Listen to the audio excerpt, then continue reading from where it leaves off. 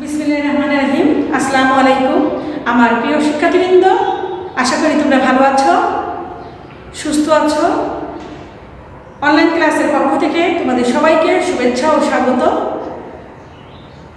আমি আবারও তোমাদের মাঝে চলে আসলাম অষ্টম শ্রেণীর বিজ্ঞান বিষয়ে একটি অধ্যায়ের পাঠ নিয়ে। প্রিয় শিক্ষার্থীবৃন্দ, প্রথমে আমি আমার পরিচয় দিয়ে নিচ্ছি।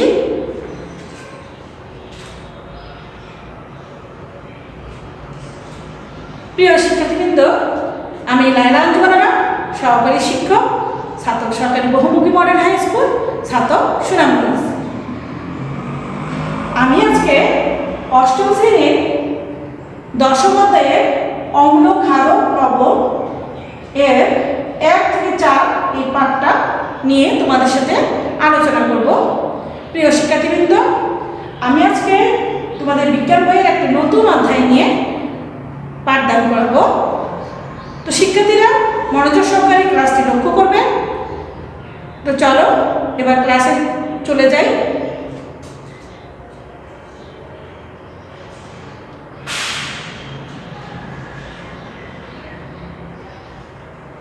প্রিয় শিক্ষার্থীবৃন্দ, দেখো তো ছবিটিতে কি দেখা যাচ্ছে? ঠিক ধরেছ, এখানে দেখতে পাচ্ছি আমরা যে লেবু চিপে রস বের করা হচ্ছে। এটা চামচে লেবু রস নেওয়া হচ্ছে। তাহলে এটা কি লেবু রস নেওয়া হয়েছে। আচ্ছা বলো তো, লেবুর রসের স্বাদ কেমন? হ্যাঁ প্রিয় শিক্ষার্থীবৃন্দ, ঠিক ধরেছ, লেবুর রসের স্বাদ কে না জানে। সবাই জানো যে এর স্বাদ হলো টক। তো টক স্বাদযুক্ত পদার্থ হলো কি? অম্ল বা অ্যাসিড। এখানে কি দেখা যাচ্ছে? দেখো, একজন লোক বসে চুন তৈরি করছে। এখানে আমরা পাত্রে চুন দেখতে পাচ্ছি। প্রিয় শিক্ষার্থীবৃন্দ, চুনের স্বাদ কেমন? তোমরা হয়তো কেউ কেউ এর স্বাদটা গ্রহণ করেছ। এটি হলো কটু স্বাদযুক্ত, অর্থাৎ তিক্ত। আমাদের মা চাচিরা কিন্তু এটা ভালো জানে, কারণ চুন পানির সাথে মিশিয়ে খাওয়া হয়। তাহলে চুনের স্বাদ হলো ক্ষারীয়, অর্থাৎ কটু স্বাদযুক্ত। এটা কি? Litmus paper. এই লিটমাস পেপার এখানে লাল এবং নীল রঙের আছে। লিটমাস পেপার দিয়ে কি করা হয়?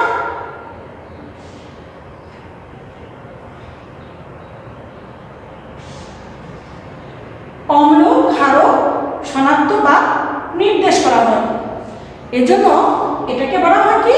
নির্দেশক। অনেক ধরনের নির্দেশক আছে। লিটমাস পেপার ছাড়াও অনেক ধরনের নির্দেশক পদার্থ আছে, যেমন ফেনolphthalein, মিথাইল অরেঞ্জ, মিথাইল রেড, যেগুলো কি করে? রঙে পরিবর্তন করে এবং অম্ল ক্ষারক শনাক্ত বা নির্দেশ করে। তাহলে প্রিয় শিক্ষার্থীবৃন্দ, আজকে আমাদের পাঠ হলো কি? আজকে পাঠটার নাম হলো অম্ল ক্ষারক ও নির্দেশক।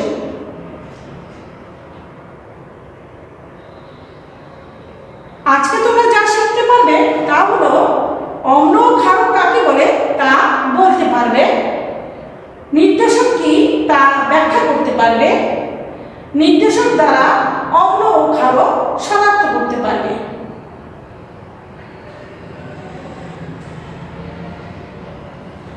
প্রিয় শিক্ষার্থীবৃন্দ, এখানে তোমরা কিছু ফল দেখতে পাচ্ছ। এটা তো কি? এটা হলো লেবু, এটা হলো আমলকি, এটি কামরাঙ্গা, আর এটি তেঁতুল। প্রিয় শিক্ষার্থীবৃন্দ, তোমাদের অনেকেই টক খেতে খুব পছন্দ করো, আর এই ফলগুলো তোমাদের কাছে, তোমাদের অনেকের কাছেই আসলে প্রিয়।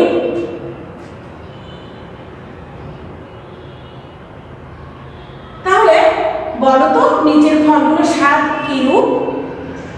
হ্যাঁ শিক্ষার্থী, কিন্তু তোমরা ঠিক ধরেছ, এগুলো সবগুলোই খেতে টক লাগে।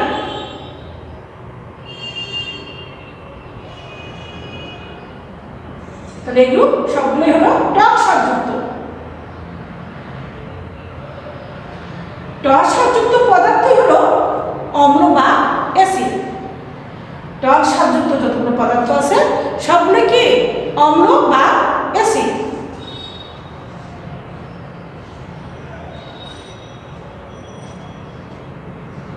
প্রিয় শিক্ষার্থীদের, এখানে একটি গ্লাস, এই গ্লাসে কি দেওয়া আছে? অ্যাসিড। আর তোমাদেরকে তো দেখিয়েছিলাম যে লিটমাস পেপার দুই রঙের আছে, লাল এবং নীল। এই অ্যাসিডের মধ্যে নীল লিটমাস পেপার ঢুকানো হচ্ছে। দেখো, নীল লিটমাস পেপার অ্যাসিডে ঢুকালে কি হয়? এটা হলো নীল লিটমাস কাগজ। অ্যাসিডে ঢুকানো মাত্র কি হয়? হ্যাঁ প্রিয় শিক্ষার্থীবৃন্দ, নীল লিটমাস কাগজ অ্যাসিডে ঢুকানো হলে এটি লাল রঙের হয়ে যায়। তাহলে প্রিয় শিক্ষার্থীবৃন্দ, এটি কি বর্ণ? লাল বর্ণ। তাহলে আমরা পেলাম নীল লিটমাস কি হয়? লাল বর্ণ। কে করে লাল? অ্যাসিড। তাহলে এটি হলো অ্যাসিডের একটি ধর্ম। তাহলে অ্যাসিডের ধর্ম কি? নীল লিটমাস পেপার লাল করে। এখানে দেখো আবারও এক গ্লাস কি নেওয়া হয়েছে? না পানি নেওয়া হয়েছে। এই পানির মধ্যে অ্যাসিড ঢালা হলো। পানির মধ্যে যদি অ্যাসিড ঢালানো হয়, অর্থাৎ পানি প্লাস অ্যাসিড, তাহলে এটাকে আমরা বলবো অ্যাসিডের জলীয় দ্রবণ।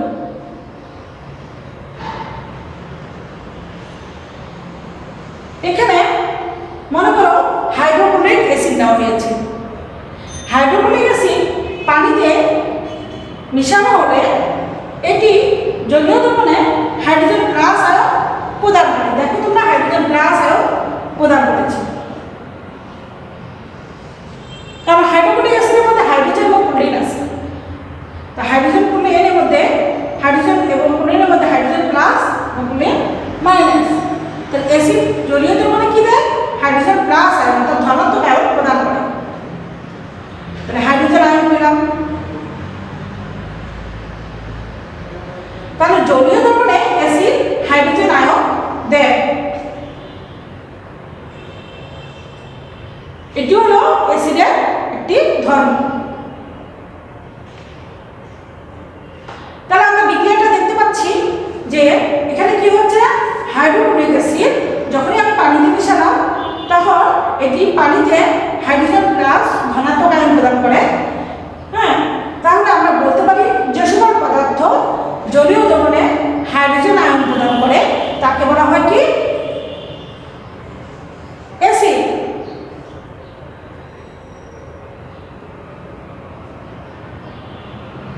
প্রিয় শিক্ষার্থীবৃন্দ, এখানে কিছু ফলের ছবি আছে এবং কোন ফলে কি ধরনের অ্যাসিড আছে এটা দেখানো হয়েছে।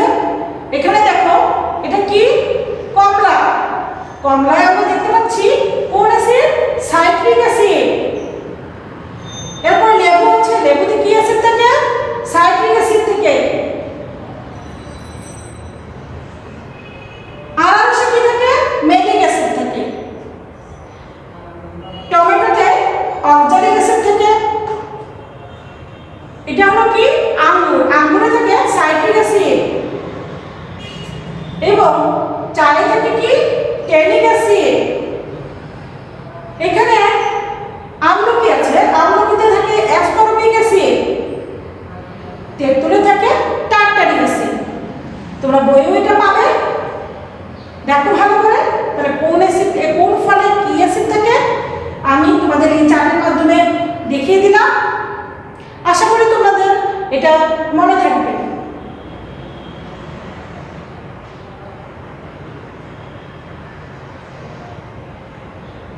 লিটমাস কাগজ বা নির্দেশক।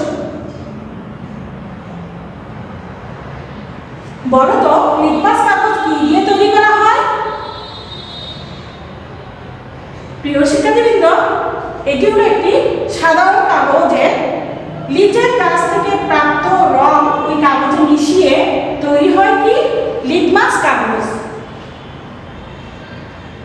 প্রিয় শিক্ষার্থীবৃন্দ, একটা সাধারণ কাগজ, এর মধ্যে দেখো একটা লিচের গাছের থেকে আমরা যে প্রাপ্ত রংটা পেলাম, এই রংটা যদি এই কাগজে মিশানো হয় তাহলে আমরা লিটমাস কাগজ তৈরি করতে পারবো।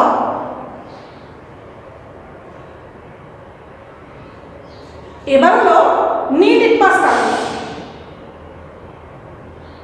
বলো তো নীল লিটমাস কাগজ কিভাবে তৈরি করা হয়? হ্যাঁ প্রিয় শিক্ষার্থীবৃন্দ, লিটমাস কাগজকে যদি পটাশিয়াম কার্বনেট অর্থাৎ পটাশিয়াম কার্বনেট হলো K2CO3 যার সংকেত, পটাশিয়াম কার্বনেট ও অ্যামোনিয়া দিয়ে গাজর করলে নীল লিটমাস হয়। পটাশিয়াম কার্বনেট ও অ্যামোনিয়া দিয়ে গাজর করলে অর্থাৎ ইয়ে করে রাখলে গাজর করে রাখলে সেটা হয় কি নীল লিটমাস। তাহলে লিটমাস কাগজের মধ্যে পটাশিয়াম কার্বনেট এবং অ্যামোনিয়া যুক্ত করলে তার আমি পাচ্ছি নীল লিটমাস।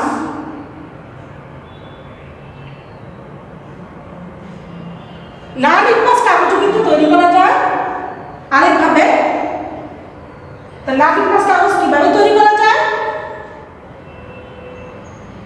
নীল লিটমাসকে যদি আমি অ্যাসিডে, যে কোনো ধরনের অ্যাসিডে, অর্থাৎ এখানে লেখা আছে যে সালফিউরিক অ্যাসিড, আমি যে কোনো ধরনের অ্যাসিডে যদি যোগ করি তাহলে এটা লাল লিটমাস হয়ে যায়।